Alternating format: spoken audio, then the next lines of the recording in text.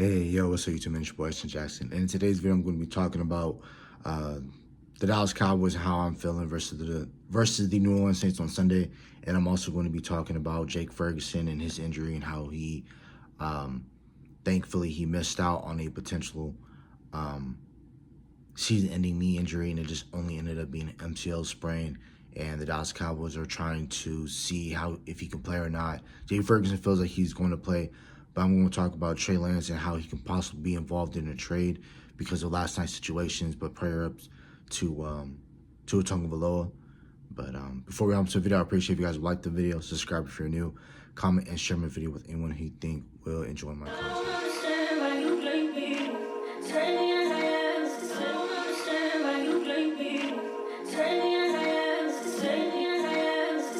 Jake Ferguson, and thankfully, because when he got hurt on Sunday in the play that he did make, it looked very, very bad. And he did describe and he did say that it felt like he heard a pop in his knee, and he was going to be returning for the rest, at least for a couple of months, just because of the way it looked. And honestly, I was glad that, Jake Ferguson, after the game, what we heard was that he was able to walk out on his own. He just had a big ice pack on his knee. He was able to walk out on his own and make it to the team bus and then go back for the Dallas Cowboys. So I was really happy that happened, and he missed out on a potential season-ending knee injury. And we desperately need a guy like Jake Ferguson for our offense to really elevate and for us to really go far in the playoffs. We really need a guy in a tight end like Ferguson for us to do that. But on Wednesday and on Thursday, the Dallas Cowboys didn't have him practice. He's been on the cords working. I don't think he plays versus the New Orleans Saints.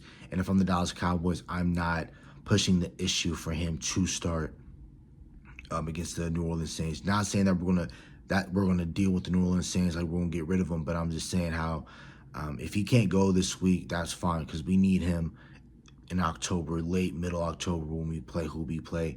And then we got to play the Texans, and then December schedule, November, we have a very tough stretch of games that we have to go through, and it makes no sense for him to play in this game. If he wants to come back and he's able to play next week versus the Baltimore Ravens, that's fine by me, because we're really going to need him versus that game. So if he can't play this week versus the New Orleans Saints, let that be the case. But everybody else, for me, in my opinion, if they dealt with nothing severe, they're going to play, in my opinion. If you see the NIR rest, that means they're just non-injury related rest, meaning those are just veteran days. So they were limited on Wednesdays, the veterans like DeMarcus Lawrence, Zach Martin, Eric Kendricks, Brandon Cooks. But there were full participants for the most part. Oh yeah, all the veterans were full participants on Thursday. The only person who did not practice again on Wednesday was Ferguson, Nealon, Stevens, and Stevens didn't practice again on Thursday. I really wish Stevens was healthy week one, so that's where he could have gained his confidence and gone out there. But with him having a hamstring issue and him possibly missing 2 weeks on the season, I don't think the Dallas Cowboys are going to have him suit up and dress up either. So it possibly looks like a Dalvin Cook game. Dalvin Cook is I think Dalvin Cook might play this game, because we're going to have a bunch of guys that normally do start or that were on the active game day roster who aren't going to be there. So I can see a potential guy being brought up off the practice squad, somebody like a Carl Lawson, or if we need to bring up a guy like, again, Brandon Cooks, we might do that.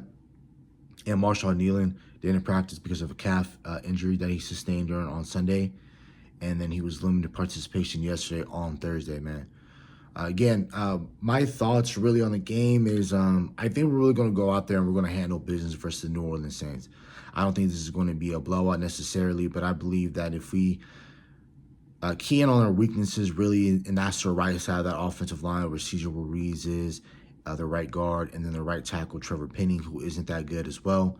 And then when we're looking at New Orleans situation, they have a bunch of injuries on their right. They sustained a lot of injuries.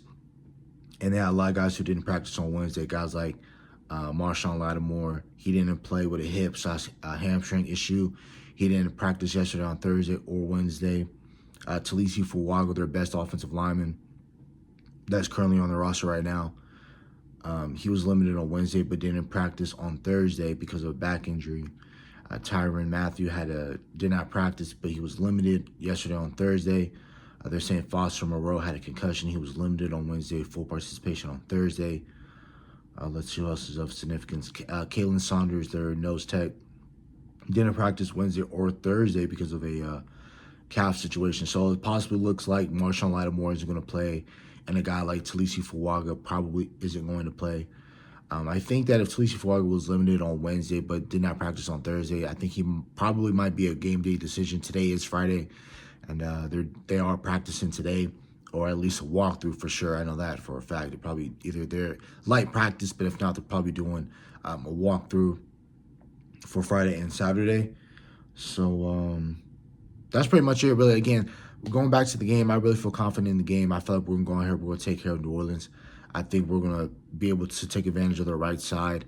And if New Orleans is another team that just ends up having offensive line issues, I think we're just going to beat you down. Just if our defensively, if we take care of our keys and we don't fall for all the motions that the New Orleans Saints did, because they were surprisingly the most motion-heavy team week one. And again, that outpaced the Miami Dolphins, the San Francisco 49ers, the LA Rams, and the Green Bay Packers. Those are anybody that's part of that Kyle Shanahan tree. They all do motions, post snap motions, pre motions. They do motion one play, then do another motion. They sometimes do double motions in the same formation or on the same play. So if we're paying attention to that and we're doing what we're supposed to be doing, we're going to be fine versus New Orleans Saints. Derek Carr is a statue compared to Deshaun Watson. And then next week, who you'll play on Lamar Jackson. So once you're able to get to Derek Carr really isn't going to escape out of anything. And we still have to get our payback for what he did to us in 2021 on Thanksgiving. We have way better corners than that. But I know we have to go back and go get him for that. And then we're going to have some help. I really like what our team's going at right now. The only thing that kind of like makes me a little bit nervous, just little, is that we don't really have any weapons at tight end. But again, you're not going to, if they don't have Marshawn Lattimore, even if they did have Lattimore, you're not going to be able to stop CD or Cooks, in my opinion. And I feel like they're not going to let both of them beat them in today's game, or not today's game, but Sunday's game. So I think it's really imperative that the Dallas Cowboys try to involve Jalen Tolbert. I believe that we're going to be able to run the ball as well with them not having a guy like Kalen Saunders in there. I'm not too concerned about Cam Jordan and Chase Young because, again, the defensive line that we went up against last week, that's possibly going to be one of the best defensive lines that you go up in all the league. You got them, then you got week 3 versus Baltimore, and then you got Detroit coming up soon. Pittsburgh has a really nice young defensive line, and the Niners got a really great defensive line as well, and Houston's ranking up the ranks right there. So we're going to be playing a lot of great defensive lines. And week 1 really set the precedent, so a guy like Tyler Guyton isn't going to be too concerned because, okay, yeah, he went up against Chase Young, but last week he just went up against the Defensive Player of the Year, and he went up against Micah all summer. So it was really for him to be really nervous about, So that's about it on that front of the Saints game. Again, I feel confident. I think we're going to be able to do our thing. It's our first home game back from the Green Bay situation, and hopefully we don't play like how we did versus Green Bay, and we're going to be fine. And then last but not least, I'm going to be talking about the Trey Lance situation. Now, again, prayers up for Tua Tagovailoa and everybody that spoke up and spoke out, like Shannon Sharp, and then what's the other one? Dez Bryant, and then most of the great NFL players that have played in this league were basically just saying, look, Tua, you should retire, and I'm in agreement with them. I think that Tua should not play any more football in his career. And again, you guys saw last night on if you guys watched the game, was that his injury that he suffered last night looked very similar to what he had versus the Bengals in 2022 when he got hit and his fingers were crunched up and you just knew that he was out, and it was just his body was making weird movements. You saw that again last night, and then you saw it again on that Thursday night matchup versus the Cincinnati Bengals 2 years ago. So for personally speaking for me, if I am Tua Tagovailoa, I'm not playing. But with this being a billion-dollar, multi-billion-dollar corporation, and them not wanting to just pay all that, because right now, because what I'm doing right now is I'm looking off to the side. I am looking for the Miami Dolphins cap situation. Not really their cap situation, but what contract they gave to him. And they signed a 4-year, $212,400,000 contract. He takes up 20.79% of their cap. and he is practically guaranteed 167,171,000 dollars. So close to 100 generational wealth. And again, $160 million, $170 million guaranteed. He can play again. This is what the players fight for, or along with their agents. It is for that guaranteed money. We don't care about how fancy and how much the value of the contract is. Yeah, Dak Prescott got a $240 million contract, but what did he get in guarantees? $231 million guaranteed. And he's almost $9 million off from having a fully guaranteed contract. And that's what these players fight for, because anything can happen on this NFL field, and we saw that last night with Tua Tagovailoa getting hurt. Again, if Tua doesn't play another down of football, he has $170 million guaranteed that him and his family can rely on, him and his wife. And I believe he either has a kid on the way, or if not, he probably already has a kid. So that's great for his family. And again, I understand that he is going to have some sort of mental issues probably later down in his life because of all the concussions that he did sustain in his career.